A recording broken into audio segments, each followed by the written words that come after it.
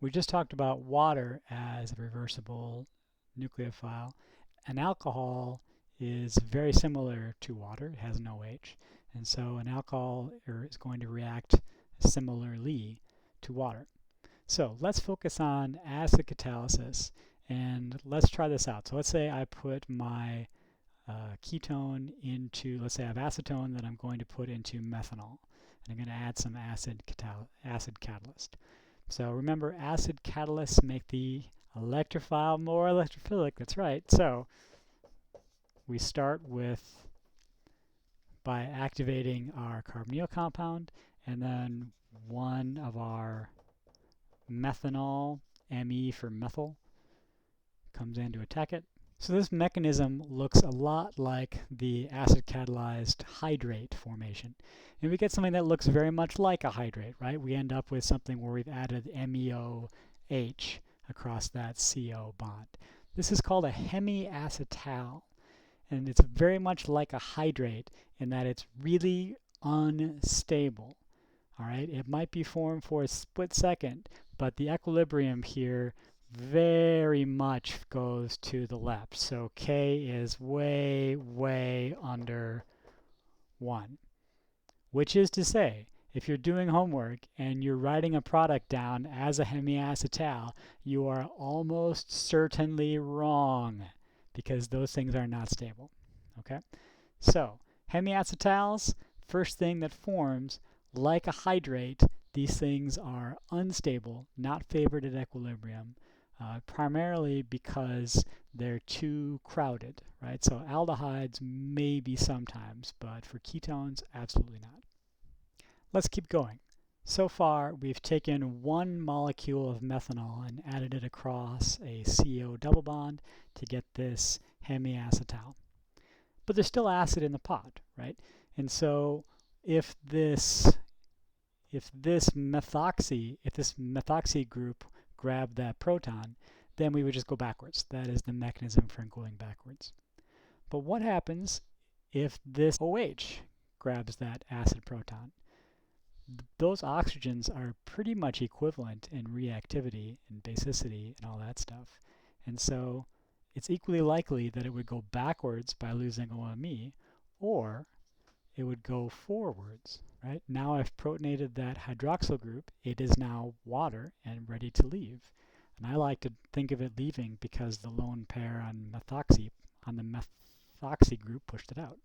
So that's a pretty weird looking compound over there, right? Oxygen plus. But it doesn't look too different than the first step that we had where we just protonated this, right? So instead of adding a proton to oxygen and making it reactive, I'm adding a methyl group to oxygen and making it more reactive. But either way, that's a really, really powerful electrophile. And so my weak nucleophile, like methanol, which I've got a lot in the pot, can react again. When methanol attacks this intermediate, I end up with this tetrahedral intermediate, which again is just the conjugate acid of something, so methanol will come and take that extra acid proton.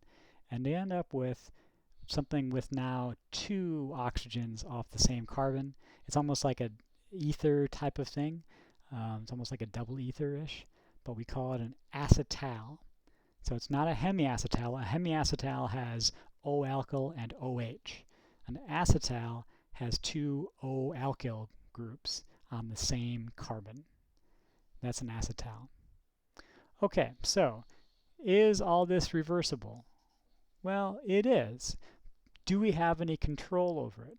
I said before that we really don't have a whole lot of control over the hemiacetal. It's not a stable compound. It's not something that we can plan to get. But an acetal is different, and it's different for one reason, this step. What's happening in this step? What's happening in this step is that I'm losing water, and that's my handle. All right? If I can run this reaction to take all the water as it comes off, right? If I can remove water from the reaction, I can push this equilibrium all the way to the right. Remember Le Chatelier's principle, right? Le Chatelier's principle saying if I have some equilibrium. If I remove product, it's a way to push the equilibrium to the right. By removing water, I can push this equilibrium all the way to the right. Okay, here's a synthetic plant. I know it looks irrelevant right now, but I will come back to acetals, I promise. So let's say I wanted to make this aldehyde carboxylic acid. Right? Now you might, if you think back to when we learned the Grignard reaction, we learned the Grignard is a nice way to turn alkyl bromides into carboxylic acids. That seems like it might work, but it won't. This is doomed to fail. Right? Why is this reaction going to fail? It's going to fail because I've got this really, really reactive aldehyde here. This is too reactive. I can't make a Grignard in the presence of this thing. What I need is a protecting group. I need a protecting group. I need some way to cover up that aldehyde piece so I can do the reaction I want over here and then unmask it. It's very much like using masking tape for a painter.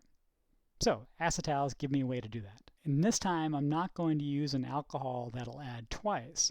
I'm going to use one molecule that has two OH groups. So this is ethylene glycol. This is antifreeze. We talked in class about how sweet it probably tastes and how I understand on an emotional level how much you might want to drink it on a warm day, but don't do it. It's poison. If you remember nothing else from this class, use that.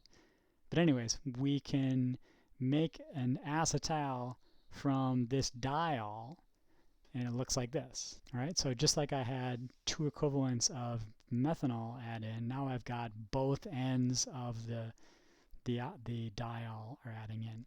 And these are actually quite a bit more stable than the acyclic acetals that I just showed you prior. Why is this more stable?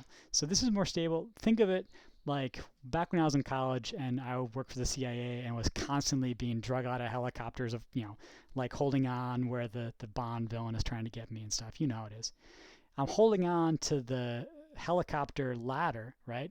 And if I need to like wave at somebody, then I can do, or if I just need to rest my hand, I can always let go with one hand and I still have a hold of the rope, right? But if I only had the one hand to hang on and I let go, it's very difficult for me to grab on again. So having two hands to be able to grab onto it helps the stability of this acetal quite a bit. So these things, now this is no longer an aldehyde, right? This is more or less like an ether almost, and so it's very stable. And so now my Grignard reaction is going to work just fine. So now I can make the Grignard and not worry about the aldehyde messing it up. Now the Grignard reacts with carbon dioxide to give me this anion. And now the cool thing is that the last step can do two jobs for me. This acid aqueous acid will not only protonate the carboxylic acid over here, but it will get rid of this acetal. Remember, the only reason I was able to make the acetal was because I removed water under acid catalysis. If I put it back under acid catalysis and give it all of the water, now that equilibrium goes very far to the left, and I end up with my aldehyde back. This is the context in which acetals are the most important. Acetals are excellent at protecting ketones like this, right? Masking their functionality so I can go do other stuff. And then I can remove it simply with aqueous acid. Acetals are stable. I can get them if I keep them dry. I need to remove all the water. Hemiacetal is just like a hydrate, right? If I had an OH and an alkyl group, that's not stable. This is stable. Hi. Welcome to Correction Corner, where I take the things that I say in these videos that is patently wrong and correct it. So today's Correction Corner deals with the time that I said that anytime you put a hemiacetal down for any question, it would be wrong because hemiacetals are not stable. I should put an important caveat to that. Hemiacetals can be stable if they are cyclic. So if the OH and the aldehyde are part of the same molecule, then Yes, they are very stable, and the most important example of that is carbohydrates. So carbohydrates like glucose can exist in this open chain form with an aldehyde or ketone on one end, but they almost entirely exist as ring structures, right? So only 0.02% is glucose and 99.8% is glucopyranose. And this isn't a typo. There's also 0.2% that's a different ring structure. That's a 5-membered ring and not a 6-membered ring. So very, very, very small amount of glucose is actually open chain at any one time. Not zero, but a small number, right? So hemiacetals are often stable if they are cyclic. But if it's acyclic, right, if it's not simply an OH and a carbonyl in the same molecule coming and cyclizing together, then hemiacetals are unstable.